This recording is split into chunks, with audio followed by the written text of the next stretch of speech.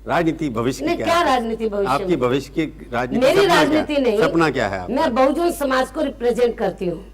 तो मेरा सपना क्या है, मैं क्या सोच रही हूँ कि इस देश में जो बहुजन समाज के लोग हैं, जिसके अंतर्गत अनुसूचित जाति, जनजाति, अन्य पिछड़े वर्ग के लोग और धार्मिक अल्पसंख्यक समाज से संबंध रखने वाले जो सिख, मुस्लिम, ईसाई, पारसी और बुद्धिस्ट लोग हैं, और इसके साथ साथ अपर कास्ट में से ऐसे लोग जो अपनी मनुवादी मानसिकता को छोड़कर बीएसपी में जुड़ रहे हैं, और तो हम उनको भी साथ में लेकर चल रहे हैं। तो बहुजन समाज के साथ साथ अपर कास्ट में से जो गरीब तबके के लोग हैं, जो जरूरतमंद लोग हैं, मानवतावादी हो रही हैं बात। तो हम लोग ये चाहते हैं, मनुवादी अभी आपने कह दिया, हम तो शुरू से ही मानवता और इंसानियत में विश्वास रखते हैं। अभी आपने कहा मनुवादी, सीबीआई भी मनुवादी आपको बता, तो जो गलत काम करेंगे तो उनकी मानसिकता तो हमें उजागर नहीं करनी चाहिए।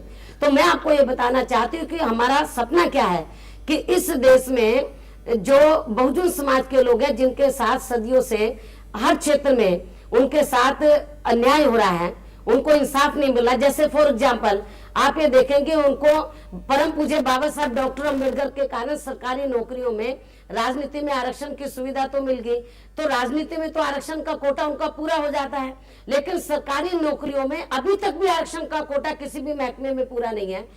बीजेपी की सरकार रही हो चाहे आज कांग्रेस की सरकार है, आरक्षण के कोटे को इनडायरेक्टली किस तरीके से एक तो आपको लगता है कि आरक्षण को खत्म कर रहे हैं? जैसे बीजेपी चल रही थी, एक मिनट, जैसे बीजेपी चल रही थी जिस रास्ते पे, आज उस रास्ते पर कांग्रेस चल रही है। आपके समर्थन से चल रही है वो तो छोड़िए। मैं इसलिए बता रही हूँ कि जो आरक्षण है, तो एक तो कोटा पूरा नहीं करे, और जो सरकारी जितने संस्थान है, तो छोटा कमाल हो गया, उसका वो निजीकरण कर रहे हैं, और निजीकरण में आरक्षण की व्यवस्था नहीं है, जुडिशरी में आरक्षण की व्यवस्था नहीं है, राज्यसभा में नहीं है, विधान परिषद में नहीं है, ऐसे बहुत से क्षेत्र हैं जहाँ पर आरक्षण की सुविधा प्राप्त नहीं है।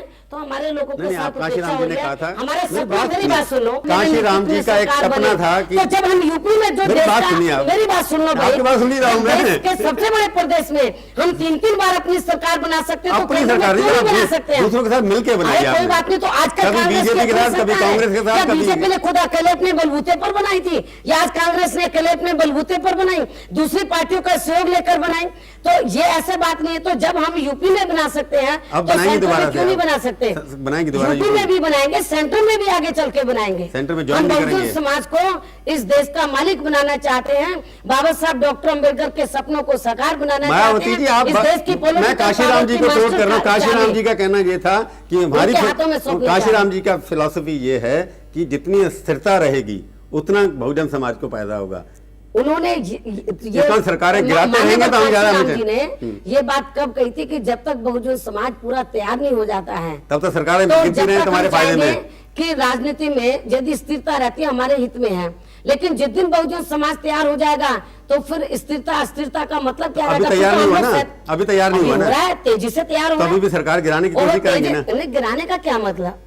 आपकी क्या मतलब गिराने का? अस्थिरता तो यही होती है ना कि जब तक सरकार गिरे नहीं, चुनाव नहीं हो, आपको फायदा नहीं होता ना। हम क्यों, हम किधर किसकी सरकार गिराते हैं? हमने यदि पहले कभी सेंटर में बीजेपी की सरकार गिराई, वो तो हमने यूपी में जैसे को तैसा जवाब दिया था। आप ये मायावती जी मानते कोएलिशन का जमाना है? आपने अभी कहा कि आपके साथ मिलकर सरकार बनाई, आपने दूसरे साथ मिलकर बनाई, पार्टियों में नहीं पड़ा। तो आपको लगता है कि आपको कभी ना किसी पार्टी के साथ जाना ही पड़ेगा?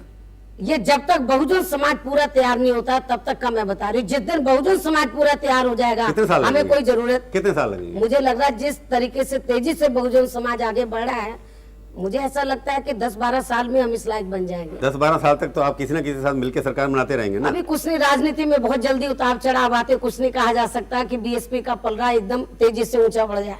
नहीं, अभी जो अगर आप यूपी के अंदर आप सरकार को डिसमिस कराना चाहती थी, इस सरकार ने भी नहीं किया, पहले वाली तो करती नहीं क्योंकि वो तो उनके साथ थे। तो आपको लगता नहीं कि कांग्रेस ने आपके साथ पॉलिटिकल जो है, जो आप एक्सपेक्ट कर रही थी, वो हमारे साथ नहीं, वो तो अपने पैरों पे कुल्हाड़ी खुद मार रहे हैं, हमारे साथ क्या कर रहे हैं? नहीं, हमने कब कहा कांग्रेस को? कांग्रेस तो उत्तर प्रदेश में उनकी सरकार चला रही है, समाजवादी पार्टी की जो सरकार चला रही है कांग्रेस, तो वो कैसे गिराएगी? हमने कभी नहीं कहा कि भी, हमने तो ये कहा कि भी उत्तर प्रदेश में जो लॉ एंड ऑर्डर की स्थिति खराब है और डेवलपमेंट का काम बिल्कुल नहीं हो रहा, तो हमने कहा कि इसके ऊपर कांग्रेस को सेंटर की गवर्नमेंट को तो यूपी सोचना की चाहिए। सरकार तो कांग्रेस चला रही है, आप कह रही हैं कि अगर वो समर्थन विड्रॉ नहीं करते तो सरकार शायद अनस्टेबल हो जाएगी, आपको लगता है गिर सकती है? ना, अभी हमने कब कहा कि भाई नहीं, मैं उनको- आपसे ओपिनियन मांग रहा हूँ। ना, अभी ये तो अब कांग्रेस अगर चाहे सरकार यूपी की गिराना तो गिर सकती है कि नहीं, आपका अपना क्या असेसमेंट है? ना, ऐसा को ये अभी तो कांग्रेस वालों से पूछो भाई, तो- चाहे कांग्रेस है चाहे बीजेपी और दूसरी पार्टियां हैं, अभी उनकी जो बहुजन समाज के प्रति जो उनकी मनुवादी मानसिकता है, अभी उसमें बदलाव नहीं आया है।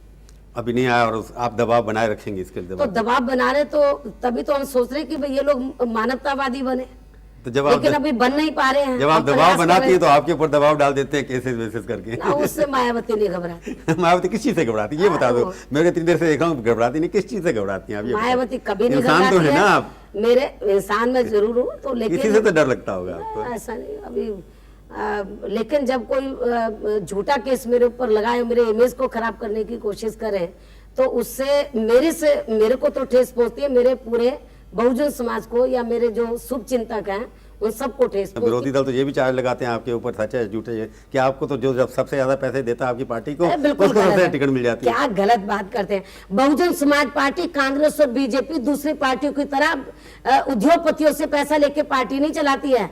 हमारी पार्टी बहुजन समाज में से जो गरीब तबके के लोग हैं तो उन्हीं से थोड़ा थोड़ा चंदा करके पार्टी चलाती है। तकलीफ क्यों हो रही है? दूसरी ये प्रचार कौन कर रहे हैं? दूसरी पार्टी के लोग कर रहे हैं, क्योंकि उनको उनकी पार्टी में लोग पैसा देते नहीं है। जब नहीं देते तो उनको उद्योगपतियों से पैसा लेना पड़ता है, लेकिन बीएसपी उद्योगपतियों से पैसा लेती नहीं है। गरीब इसलिए और आपके मजलूम खिलाफ हो रहे हैं। मेंबरशिप के जरिए मेरे जन्मदिन के मौके पर थोड़ा थोड़ा धन इकट्ठा करके इस मूवमेंट को चला रहे, तो तकलीफ दूसरी पार्टियों को हो रही है। इसलिए बीएसपी को बदनाम करने के लिए ये लोग इस किस्म का आरोप लगाते हैं। हमारी सेहत पे कोई एक फर्क बात नहीं मैं पड़ता। आपसे पूछना चाहता, आपकी ऐसा लगता नहीं है कि राजनीति के अंदर जो अपराधी लोग हैं उनको टिकट नहीं देना चाहिए? आपका व्यू क्या है? हम तो चाहते हैं कि बिल्कुल नहीं देना चाहिए। हम उनको इसके मंत्री हक भी में नहीं बनाना चाहिए? बिल्कुल नहीं बनाना चाहिए। केंद्र में जैसे किन खिलाफ चार्जेस हैं उनको भी आप मांग करनी चाहिए? आप सपोर्ट नहीं, कर रही उसका हैं? एक क्राइटेरिया फिक्स आप होना उनको चाहिए। सपोर्ट कर रही हैं कैबिनेट को? अब एक मिनट, ये तो सारी जो राजनीतिक पार्टियां हैं तो उनको बैठकर इसके ऊपर कोई नीति तैयार करनी चाहिए, तब तो हम राजनीति में अपराधीकरण को खत्म कर सकते हैं।